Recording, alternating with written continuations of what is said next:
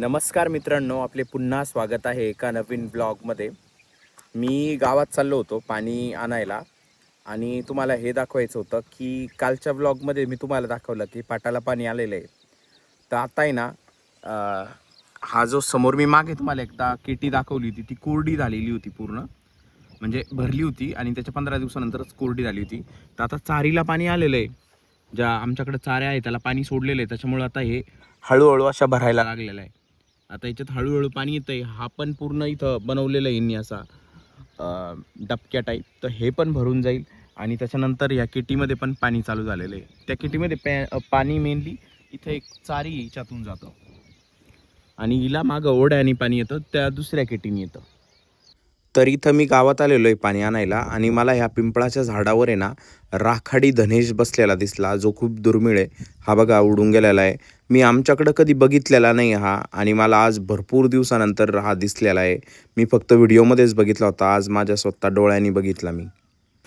तर जसं मी तुम्हाला सांगितलेलं आहे की 3 फेज लाईट अजून पण आलेली नाही आहे, फॉल्ट आहे. आणि आज तो काढताय ते वायरमन लोक, त्याच्यामुळे ना घरामध्ये आज सिंगल फेज लाईट पण नाही आहे. त्याच्यामुळं मला आज गंगापूरला जावं लागतं आहे काम करण्यासाठी. गंगापूरच्या घरावर आलो मी, गंगापूरच्या घरावर. आणि काय झालं ना, गंगापूरची ना पाईपलाईन खराब झालेली नगरपालिकेची. तर त्याच्यामुळं 15-20 दिवस झाले पाणी चाललेलं नव्हतं. त्याच्यामुळं माझ्या भावाने काय केलं ना, हे टँकर बोलवलेलं आहे आणि टँकरमधून आता हे पाणी टाकून घेतो आहे आम्ही या टाकीमध्ये, जेणेकरून जी भाडेकरू आहे त्यांना पाण्याचा तुटवडा जाणवणार नाही. तर हे गंगापूरचा असा उन्हाळ्यात प्रॉब्लेम येतच असतो बरं का. त्याच्यामुळंच आम्ही बँक वगैरेच असे जे राहतात त्यांनाच भाड्याने दिलेले आहे, फॅमिलीला भाड्याने दिलेलं आहे. कारण फॅमिलीने जर भाड्याने दिलं ना भरपूर पाणी लागतं, वेरॅज जे बँक असतात त्यांना इतकं पाणी लागत नाही. तर तो खूप विचारपूर्वक आम्ही भाड्याने दिलेला आहे गाळा किंवा घर जे आहे ते पण. तर हे समोर असं टँकर आहे आणि केशव तिथं थांबलेला आहे तो पाईप हलू नये म्हणून. आणि या असं ही टँकर सुविधा गंगापूरमध्ये भरपूर ठिकाणी द्यावं लागते उन्हाळ्यात. ॲक्च्युली पाऊस जर पडला असता ना, आमच्या बोरवेल आहे तिथं, त्याला पाणी वाढून गेलं असतं, पण पाऊस अजून पडलेला नाही, त्याच्यामुळं पाणी काही वाढलेलं नाही आहे. त्याच्यामुळं हे असे टँकर बोलावे लागतात. गंगापूरला साधारणतः 2 वाजेपर्यंत मी काम केलं. नंतर मला घरून फोन आला की घरी लाईट आलेली आहे. आणि नंतर मी अर्धा तास वेट करून मग परत फोन लावून कन्फर्म केलं की लाईट आलेली आहे, म्हणजे टिकून राहिलेली आहे का. तर राहिलेली होती टिकून. मी घरी आलो. घरी आल्यानंतर साधारणतः 4-1 वाजेपर्यंत काम केलं आणि मला एकदम धपकन काहीतरी पडल्याचा आवाज आला. तर हे असे नारळ पडलेले होते. त्याच्यामुळे ना मी तुम्हाला रिकमेंड करेल की नारळाचे झाडे ना एकदम घराजवळ लावू नका, किंवा अशा एरियात लावा जिथं आपण शक्यतो जात नाही, कमीत कमी जातो अशा एरियात लावा. आणि शक्यतो घरासमोर लावूच नका हे झाडं, कारण आपण काही पण गाडी वगैरे लावतो किंवा आपणही कधी जात असतो, तर हे नारळ अचानक असे पडतात आणि भरपूर गठ्ठाचा गठ्ठा पडतो, घसच्या घस पडतो. मला एक आमच्या शेजारची केस माहीत आहे, तिथं गाय बांधलेली होती नारळाच्या झाडाखाली. तर ते नारळाचा घस जेव्हा त्या गाईच्या अंगावर पडला होता ना, तर ती गाय मरून गेली होती. तर त्याच्यामुळं हे घराजवळ शक्यतो लावू नका झाड.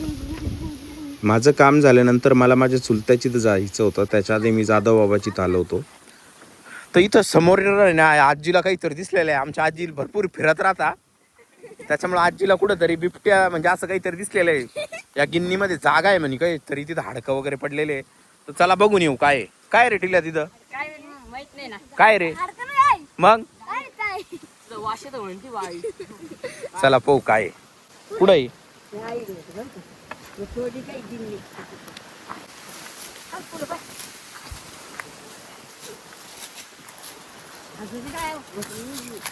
मग तरी काय खोटा नाही बोल राहिली का आई.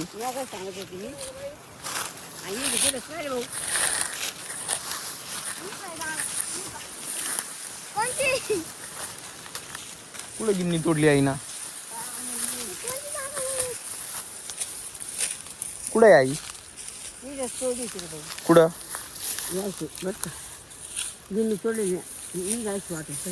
काय आहे? वाट का.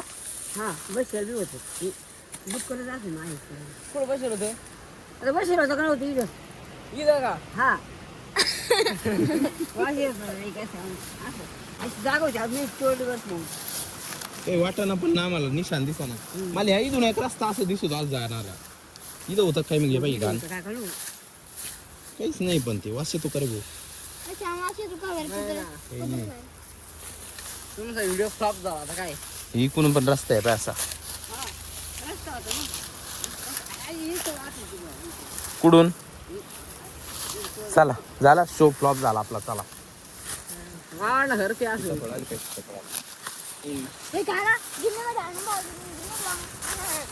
सीताफळ तर तिथं काहीच नाही दिसलं आम्हाला. त्याच्यानंतर मी माझ्या चुलत्याच्या घरी चाललो होतो आणि हा रस्त्यामध्ये मोर दिसला होता आणि जो मला इतका पण घाबरत नव्हता. मोर पण आता दुर्मिळ होत चाललेले आहे कारण जसे जसे झाडं तुटत आहे तसे तसे ते कमी होत चाललेले आहे.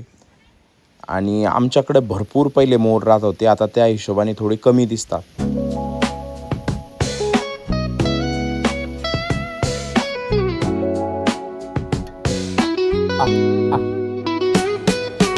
हा होता आजचा व्लॉग. हा व्लॉग तुम्हाला कसा वाटला हे मला कमेंट्स करून नक्की सांगा.